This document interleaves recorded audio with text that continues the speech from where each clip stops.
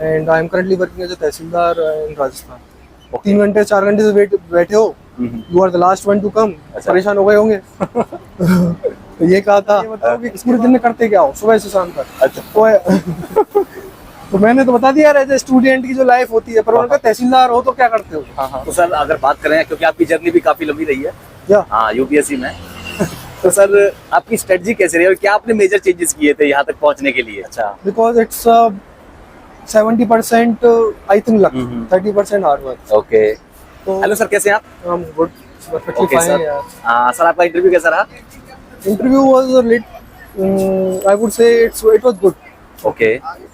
And sir आप अपना थोड़ा सा एजुकेशनल बैकग्राउंड, आपका नाम क्या है वो मेंशन करना चाहेंगे? थोड़ा सा बता दीजिए। Actually, my name is Mohit Agrawal. I did mining engineering Okay. from Indian School of Mines, Dhanbad. Okay, And okay. it was a dual degree course, BTech, MTech. Okay. And then I did also do MA in economics. Okay. And I am currently working as a Tehsildar in Rajasthan. Okay, तो sir आपका ये कौन सा attempt है? This is my 4th attempt and first mains first interview. Okay, तो sir सबसे पहले अगर बात करें इंटरव्यू की, तो इंटरव्यू में आपके सवाल जो थे वो डेप्थ बेस्ड थे या फिर करंट से या आपकी ऑप्शनल से? Overall mix of everything था। ओके। डेप्थ से जैसे मान लो मेरे माइनिंग इंजीनियरिंग उससे पूछे, ओके ओके इकोनॉमिक्स से पूछे। डेफ में ये भी मेंशन था कि मैं सर्विस में हूँ तो सर्विस से पूछे, ओके सोशल इश्यूज के बारे में मैं लिखता हूँ तो उसके बारे में पूछे। ओके तो मेनली डेफ था। अपार्ट फ्रॉम द ऑप्शनल तो ऑब्वियसली मेरा इकोनॉमिक्स है and I did also MA in economics. तो वहाँ से ही पूछे। सर किस तरह के सवाल थे, मेंशन करना चाहोगे थोड़ा सा? हाँ, इनिशियली उन्होंने यही कहा जाते ही कि यार 3 घंटे 4 घंटे से बैठे हो, you are the last one to come. अच्छा। परेशान हो गए होंगे। तो ये कहा था। उसके बाद उन्होंने कहा अच्छा तो सर आप उसी में चिल हो गए होंगे फिर, क्योंकि आप चिल फैमिलियर। चिल था मतलब। हाँ। अच्छा ये बताओ कि पूरे दिन में करते क्या हो सुबह से शाम तक। अच्छा। तो मैंने तो बता दिया एज ए स्टूडेंट की जो लाइफ होती है, पर उनका तहसीलदार हो तो क्या करते हो। हाँ। तो I told okay.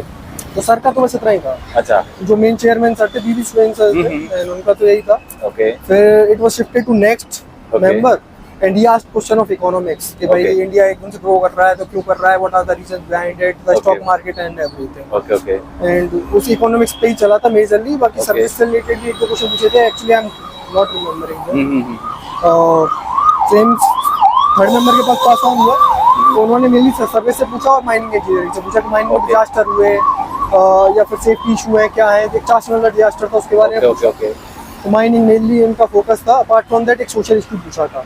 That it shifted to next member and next member ने स्टॉक मार्केट के बारे में पूछा कि स्टॉक मार्केट किस तरह से राइज अप होता है, अगर यूएस फेड इस रेट को इंक्रीज कर देती है तो क्या होता है, something like that. Okay and ऐसा ही सिमिलरली फोर्थ मेंबर जो मेरी लेडी थी उन्होंने पूछे थे, मेरी सर्विस से रिलेटेड पूछे थे कि भाई प्रमोशन क्या है, एस्पेक्ट क्या है, कितने सालों में एसडीएम बनते हैं, कितने में एडीएम बनते हो, क्या है। तो on that front she asked. Apart from that LGBT का इशू पूछा था, उसमें थोड़ा I flunk. Apart from that everything was okay. तो सर अगर बात करें, क्योंकि आपकी जर्नी भी काफी लंबी रही है या हाँ यूपीएससी में, तो सर आपकी स्ट्रेटजी कैसे रही और क्या आपने मेजर चेंजेस किए थे यहाँ तक पहुँचने के लिए? यार आई टुक अ ब्रेक। ओके मैंने लास्ट अटेम्प्ट दिया था 2020 में ओके एंड मैंने सोचा कि थोड़ा रीस्ट्रेटजाइज करते हैं। जैसे I was could not clear prelims, हाँ। 1-2 नंबर से फ्री रह गया थोड़ा मेरा। हाँ तो मैंने सोचा पहले ब्रेक लेते हैं, एग्जॉस्ट हो गया। Okay. तो ब्रेक लेके फिर then I jump back again. Okay. सही था इस बार। ओके सर, आप सर्विस में भी हैं, तो सर आप जो जिनके पास में प्लान बी नहीं है, क्योंकि आपके पास प्लान बी है, क्या ये जरूरी है प्लान बी होना? यार आई वुड से जरूरी है यार, अच्छा। Because it's 70% I think luck, 30% hard work. Okay तो you can't say, even if I have to go for the prelims next year, Okay. I don't know whether I will be able to clear it or not. Okay तो बहुत ज्यादा uncertainty है at every stage, prelims, mains, interview.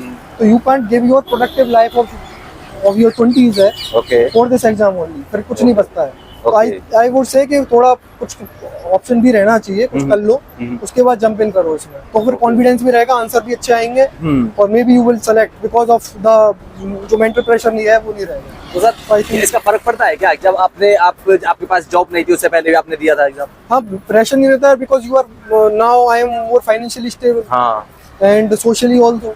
Okay तो I think it makes a lot of difference because this exams takes everything.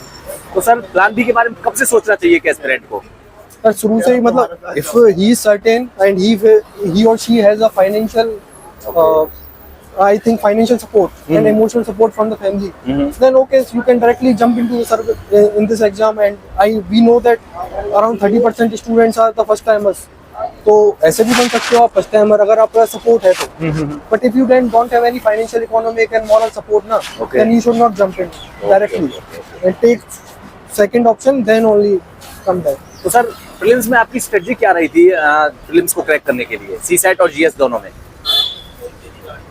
Okay, CSAT actually CSAT is my strength area. I'm an engineer. I have also applied in CAT and other exams. So I thought I could clear it, but I practiced it. So I could not tell much about it. But regarding GS portion, I focused more on static. I did not jump into the current affairs. Okay. Current affairs को मैंने side में कर दिया. पहले static को मजबूत करो. Okay. And I believe that static is the king. Okay. तो सर कोई ऐसे टॉपिक्स सीसेट के लिए, क्योंकि कई बार होता क्या है जो स्टूडेंट्स होते हैं जो जीएस को क्लियर कर लेते हैं लेकिन सीसेट में रुक जाते हैं, बहुत सारे स्टूडेंट्स हैं ऐसे, तो उनके लिए क्या कौन से टॉपिक सही रहेंगे? It happened this year. बहुत अच्छे लोग आईआईटी वाले yes. तो आई नो, तो उनके लिए यार ये है कि ऑलराउंड अप्रोच करो. ऐसा नहीं कि 4-5 चीजें इंटरेस्ट वाला पढ़ गए, प्रॉफिट लॉस पढ़ गए, बेसिक चीजें मत करो. फोकस ऑन प्रोबेबिलिटी, स्टैटिस्टिक्स वाला जो पार्ट है उसको करो, data of sufficiency, data interpretation, इन वाले पोर्शन को करोगे. असर्शन रीजनिंग तो ज्यादा फायदा होगा. इन क्वांट, इन इंग्लिश को तो अच्छा ही करके जाओ, क्योंकि मैथ का कोई भरोसा नहीं है. मैथ बहुत टाइम भी लेती है. तो आईटी डोरियल पढ़ते होगे जब you are preparing for civil services, तो फोकस ऑन कि भाई इंग्लिश में 80% क्वेश्चन सही है, उसके लिए प्रैक्टिस. और सर बेसिक के लिए क्या करना चाहिए, बेसिक को क्लियर करने के लिए? यू नो यार मैं इंजीनियर हूँ तो मैं बेसिक तो कैसे बताऊँ, मैंने तो यही पढ़ा है शुरू से. अच्छा, स्टैंडर्ड बुक सारी मैंने तो मैथ्स ही पढ़ी है. ओके. तो नहीं सर, मैं ओवरऑल बुक, मैं सिलेबस की कह रहा हूँ. सिलेबस बेसिक चीजों को कवर करने के लिए, जैसे बहुत से जीएस में तो जीएस में तो यार स्टैटिक पोर्शन है मेजर जो आता है वो आता जैसे कि एनसीईआरटीज हो गई. एनसीईआरटी से आता है, पर बेसिक बुक भी है जो यूपीएससी उनसे भी वो भी करनी चाहिए. एनसीईआरटी तो जस्ट एक वो है कि आप एक सीढ़ी चल गए, फाउंडेशन है. ठीक है. तो स्टैटिक जो बुक्स हैं मार्केट में चलती हैं, एवरीवन नोज इट. मैं क्या बताऊं उसको. एंड सर एक और चीज ये है, मेंस की आंसर राइटिंग के लिए आपकी क्या अप्रोच थी सर?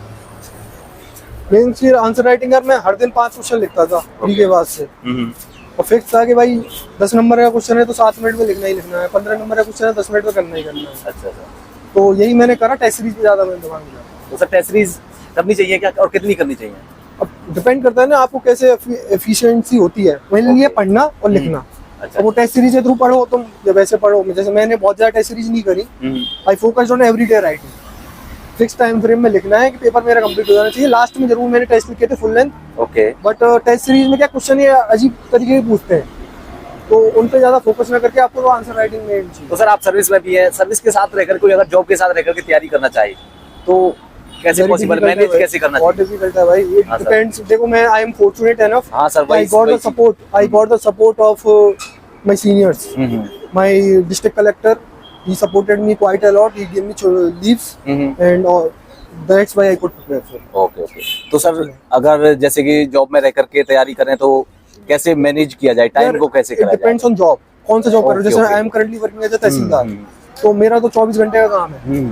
बट आप मान लो कि ऑफिस वर्क कर रहे हो, तो आप ऑफिस में पढ़ने का सामान लेके जा सकते हो. पर हमारा जॉब बहुत हेक्टिक है तो आप नहीं हो पाता. But depends on the job profile कैसी है. अगर काम 5-6 घंटे का है तो फिर 5-6 घंटे काम में मन लगाओ. हमारे साथ ये कि फोन बंद नहीं कर सकते, कभी फोन आ जाता है. तो depends on job to job.